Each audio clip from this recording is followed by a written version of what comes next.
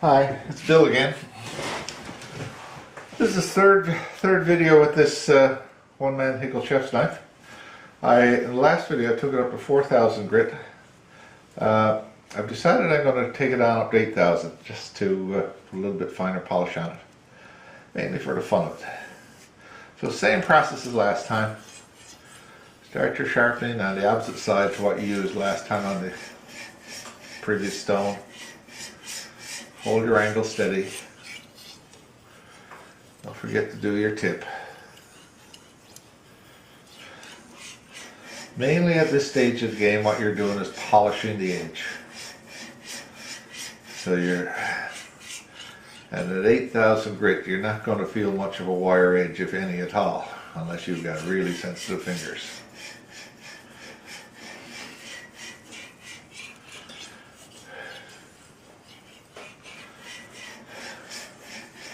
You can see as I do this, more and more metal is coming off on the stone and it's darkening it, almost like a lead pencil would. Well, let's have a look and see what this looks like. Ah, yes. It's a real mirror surface on the cutting edge there now. Let's wet the stone again and we'll do the other side.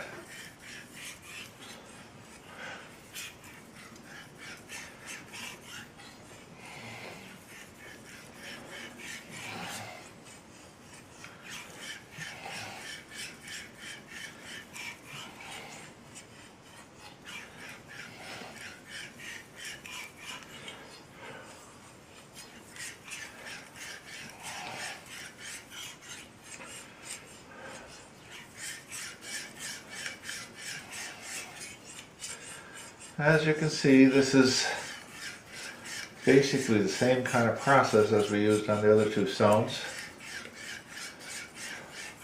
There's one thing I'm going to do different here as we reach the end. Check this side now. Yes, I don't know if you can see it in the camera, but it's a beautiful mirrored finish there now.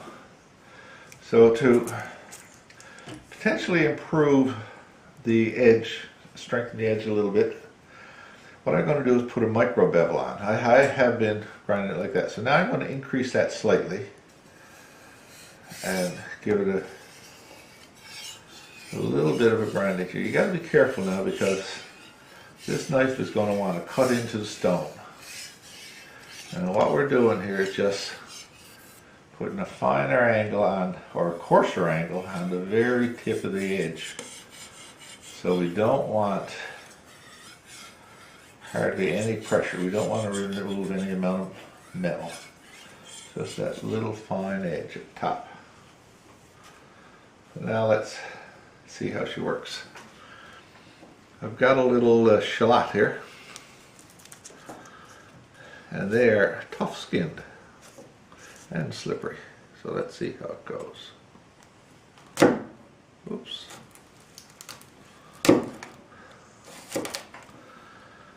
Pretty good. Pretty good. The shallot is somewhere between an onion and a garlic, but the skin on the shallot is really tough. Anyway, I think that's pretty good. So we'll put this away, put our knife guard on. These little knife guards are really excellent for protecting your knives and protecting your hands while you're transporting your knives to and from the shop or taking them anywhere for the use of a friend's house or what have you. I highly recommend them. They're not very expensive and they'll could save you a lot of grief. Thanks again. Hi, this is Bill again. This is the second video in basic knife sharpening. This is a one-man Hinkle, by the way, chef's knife. Very nice knife, good steel in it, very thin blade, cuts nicely. So in the previous video I established a wire edge on both sides with a 2,000 grit stone. Now this here is a 4,000 grit stone, Bester again. And I don't know if you can see it in the camera, but this retains the water much better because it's a finer grit. It won't absorb the water. So last time I was doing a back sharpening and established the wire edge on this side of the knife. So now what I do, I flip it over. I'm going to remove that wire edge and sharpen the knife till I get a corresponding 4,000 grit wire edge on the top side. So starting at the tip,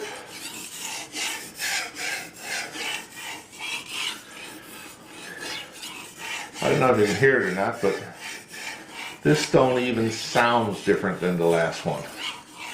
It's not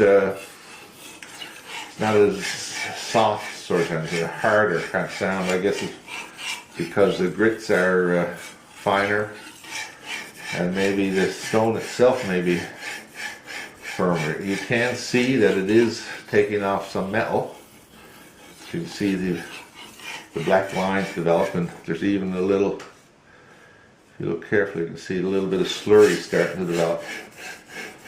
So now this 4,000 grit stone is going to be not removing very much metal, but polishing the scratches from the 2,000 grit stone out and just making that edge smoother so it will cut better. Now, you need to ask yourself is, what kind of an edge do you want on a knife?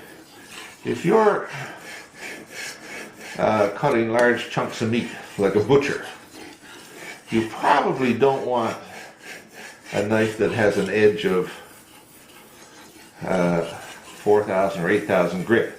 You'll probably be happier with an edge that's 1,000 or 2,000, because an edge like that will more effectively saw through the meat. And I'm just going to check this now. So it depends. You know, there's no one perfect edge. Now I can feel the wire edge on this all the way along, but it is very faint. And that's because the finer the stone, the finer the wire edge will be. So just looking at the edge now, do a visual inspection. I can see all the way along. It's starting to get a nice polished color. Smooth, shiny surface. I don't know if you can see it in the camera, probably not. So this side is done now, and you notice it didn't take me near as long to do this side, on this stone rather, as on the other one. That's because on the other stone I was establishing the angle and probably removing more metal. But now all I'm doing is polishing the established angle and removing scratches basically, or changing the scratches from 2,000 grit scratches to 4,000 grit scratches. And at that point you do start to see a shiny mirror surface. Now I'll do the other side.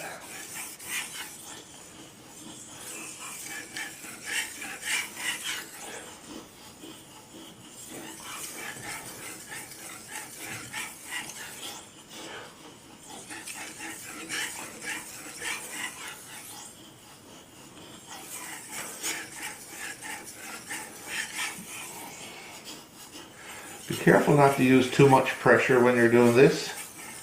What can happen is the edge of your knife can actually dig into the stone and sort of plane off a chunk of the stone. That's not good for the stone or your knife. It's getting a little dry there now. And again, I'm trying to spend roughly the same amount of time on this side as I did on the previous side. When I finished with the 2,000 grit stone, the pink one, of course that went straight back into my water bath. And before I do that, I normally run tap water over it to remove any remaining slurry or grit. If also that's the point where I decide, does this stone need to be flattened? And before, if I figure it does, or I've got a scratch in it or something, I'll put it on my flattening stone and rub it. The flattening stone is a hard carborundum stone, very, very hard and very flat. And all it does is scrape away the top surface of your water stone or oil stone, to expose new grit in a flat level plane. So let me check this now. Again, if you see the back, you can see the slurry building up there.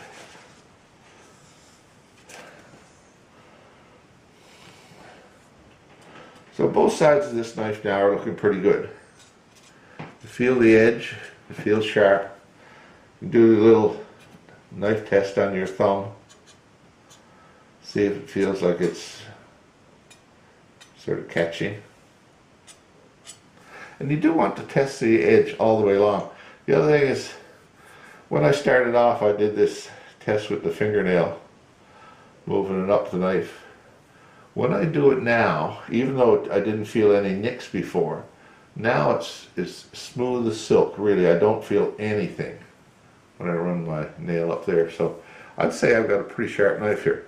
Now there is a little bit of wire edge remaining from the last sharpening I was giving it this way. So what I'm going to do now is just give it a little touch, a light touch on both sides to make sure there's no remaining wire edge.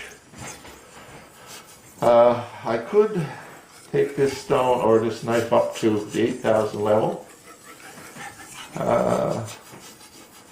It's not really necessary. If I was doing a sushi knife or something that's going to cut very delicate materials, I probably would. Or if it was a really fancy Japanese knife or a Hinkle or a German European knife that was people were really proud of and like to look at as much as use, I'd probably take it up to the 8,000 level just to put a higher level of polish on. But for a working knife, 4,000 is probably enough. Now if you've got Globals, for instance, they have a very hard steel in them. They retain their edge a long time, and they would definitely benefit from going up to the 8,000 grit, but not too much. You don't want, there's advantage to having those little tiny teeth in the edge so that it cuts more effectively in a sawing motion. All right. So that's it for today. Thank you very much.